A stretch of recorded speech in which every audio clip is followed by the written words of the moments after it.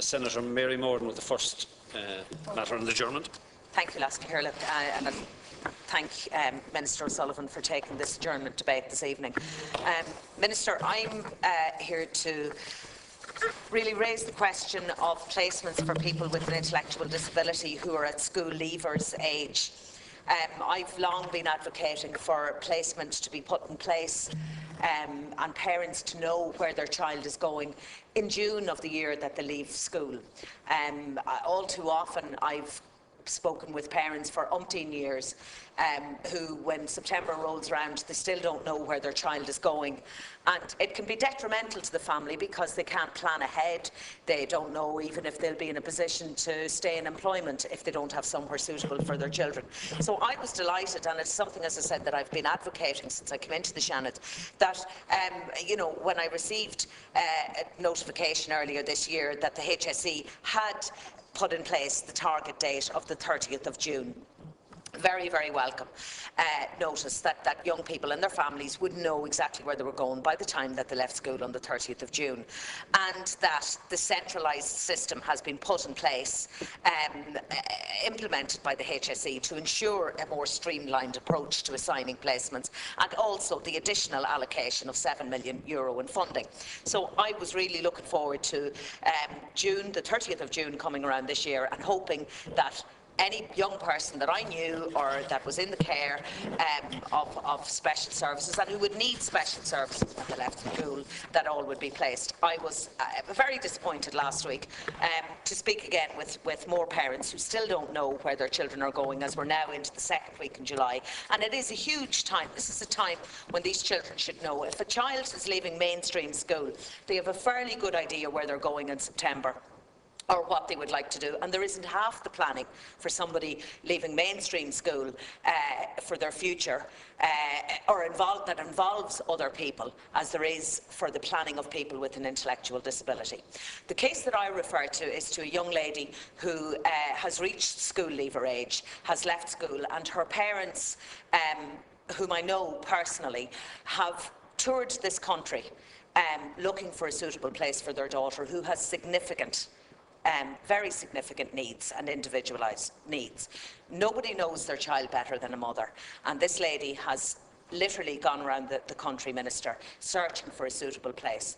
And after going around the country, she found a place not too far away from her home that she would like her daughter to be placed in. The application was made, and she notified me last week, and I'm getting two different stories or different scenarios. I'm not too sure what's happening, but basically what I'm asking for here tonight is that this child be placed in the place where she wants to go. That there are, specialised care. The mother has indeed written in and said to me that the place that they've checked out has the ultimate in provision. It's where they want to go.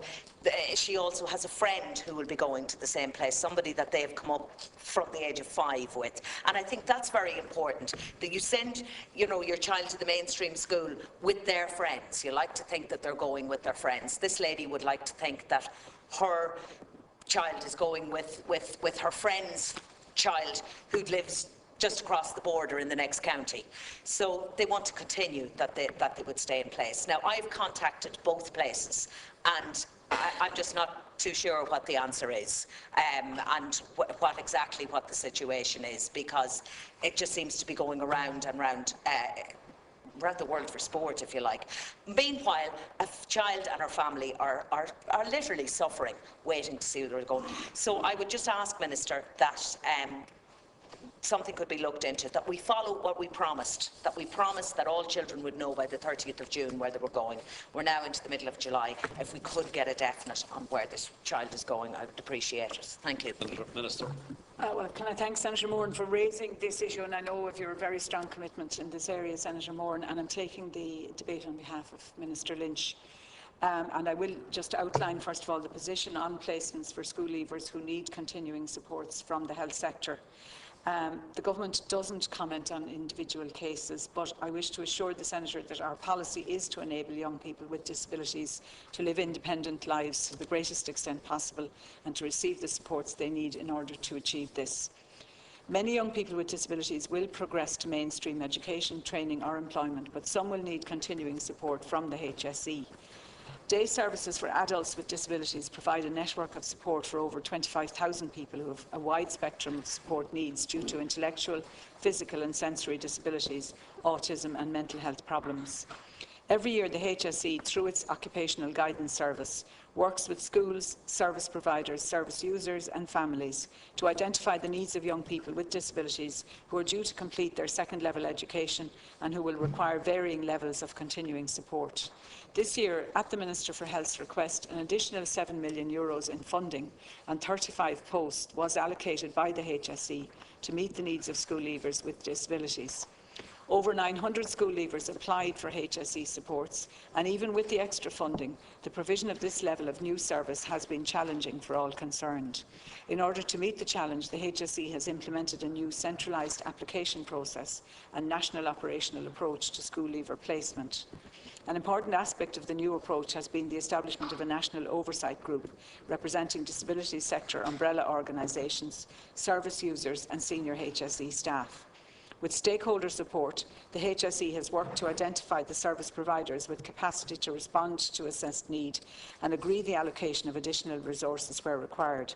This process has been completed, and the HSE has assured me, as assured the Minister, that in all but a very small number of cases, school leavers and their families have now been notified of the placement which will be available to them in September. This is a significant achievement by all concerned and a great improvement on the position in recent years. In the remaining cases, the HSE, service providers and families are still in discussion regarding the most suitable placement for the school leaver, and strenuous efforts are being made to reach a satisfactory resolution for each young person concerned as soon as possible. In respect of the young woman referred to by the Senator, the HSE has assured the Minister for Health that a suitable placement will be provided for this young woman for September, and that they are working with the local service providers to assess how her needs may best be accommodated. I understand that discussions are ongoing and that a meeting is being held with the young woman's family in the coming days. And just in relation to the information that you have placed on the record, Senator Moran, the information with regard to the specific placement that she would like and that the family would like, I mean, I assume that information has been given to the relevant authorities and that it will be on the table in that discussion over the next few days. But there has been a great improvement in this in general, but obviously for the family concerned, what they're concerned about is their own child and making sure that she has an appropriate placement. Thank you. Yeah, I'll just be brief.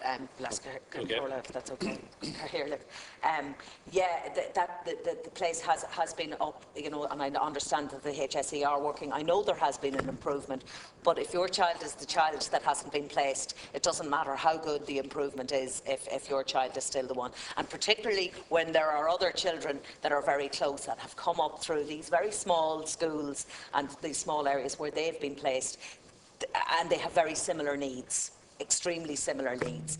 I know that the places have been, that this particular place applied for funding.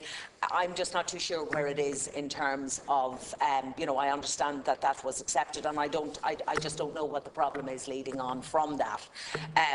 So again, I would urge and I would ask, and Minister, if it's not settled again, I know I will be back knocking on Minister Lynch's door in the next couple of weeks. So thank you.